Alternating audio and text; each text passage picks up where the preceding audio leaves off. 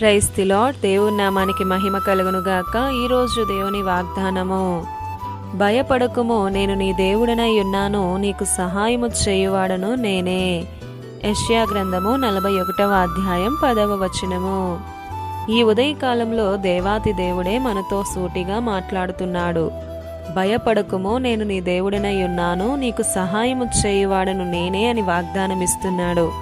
ఈరోజు దేని విషయంలో నీవు భయపడుతూ ఉంటున్నావో నీ హృదయంలో నుండి ఆ భయాన్ని తీసివేయి. ఆయన పాదాల దగ్గర చేరి ప్రార్థించు.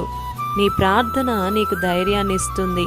ప్రార్థన ఆలకించి ప్రత్యుత్తరం ఇచ్చేది ఆయనే. తెరవబడిన నీ మనోనేత్రాలతో ఆయన సన్నిధిలో ప్రార్థించు. విసుగు చెందవద్దు. మనుషుల దగ్గర నీ కన్నీరు కార్చుకు, అది వృధానే. హన్నా దేవుని సన్నిధికి వెళ్ళి కన్నీరు కార్చి ప్రార్థించింది. దేవుని కృపను పొందుకోలేదా? ఎస్తేరు ప్రార్థించింది. తన ప్రజలైన యూదులంతా విడుదల పొందలేదా? ఎందుకు కృంగిపోతావు? నీ హృదయమందు విశ్వసించు, నీ నోటితో ఒప్పుకో.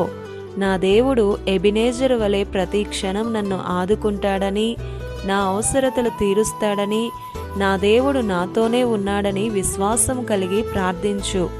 ఎందరో భక్తులు ప్రార్థించి విజయాలను పొందుకున్నారు అంటే వారికి ఎదురైన భయములన్నిటిలో మోకాళ్లపై ఆయనను ఘనపరిచారు, ఆయననే స్తుతించారు, ఆయనపై ఆధారపడ్డారు. మరి నీవు ఆలోచించు ప్రియ సహోదరుడా, సహోదరి. మోకరించు, కన్నీరు కార్చి అడుగు. ఊహించని గొప్ప కార్యాలు నీ జీవితంలో దేవుడు చేయబోతున్నాడు. ఆమేన్. నిన్ను అన్ని విషయాలలో ఆశీర్వదిస్తాడు. ఇమ్మానుయేలుగా ఆయన మనకు తోడయుండి సహాయము చేస్తూనే మనలను బలపరుస్తూ ముందుకు నడిపిస్తూనే ఉన్నాడు.